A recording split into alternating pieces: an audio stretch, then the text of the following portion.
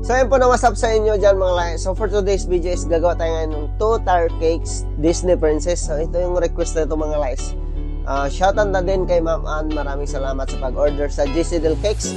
Ito si Ma'am Ann mga lahi, matagal ko na siyang followers, no? So sa pre-cake tutorial pa nakapalo siya. 2020 yata siya nakapalo sa akin, no? So ngayon nagkita kami ulit dito pagbalik ko sa Dubai.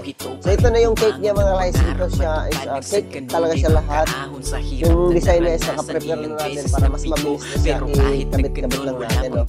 So chocolate pala to na cake. At shoutout na din sa baby girl ni Ma'am Ano. Maraming salamat din. Ayan. So nagustuhan niya yung cake mga guys. So ayan na yung design niya. So, pinend na natin ang gold. Tapos, ang pagdikit pala natin dyan mga is tubig lang siya. Mabilis naman lumikit yung tubig. Ayan. So, actually, ito na cake mga guys, naka-sharp edge to. Naka-sharp edge to. Maganda to na pagka-sharp ko kasi nga pulido. So, ngayon, naisip ko, sayang pala yung sharp edge kasi nga may design sa gilid. So, ayan na yung cake. Naglagay tayo ng lace dyan. Tapos, number 1. So, 1 year old po siya mga guys. So, nagdikit tayo ng stick dyan para dyan natin idikit yung mga na-print natin. So, ang printing natin mga guys, edible din yan. Pwedeng kainin. So, naglagay tayo ng white chocolate para mas mabilis lumikit. Ayan. Happy birthday kay Baby Maisy, no? So, ayan na yan. So, sinulatan natin dyan sa baba. Happy birthday. Ayan. Happy first birthday pala. So, ang panulat natin ginamit dyan mga guys, royal icing. Tapos, pinint na din natin siya ng gold, no? Ayan. So, ang galing.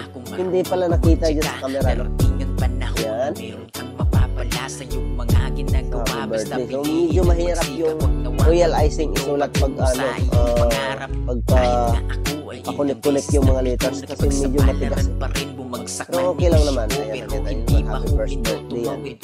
So, medyo tanga-tanga yung video, no?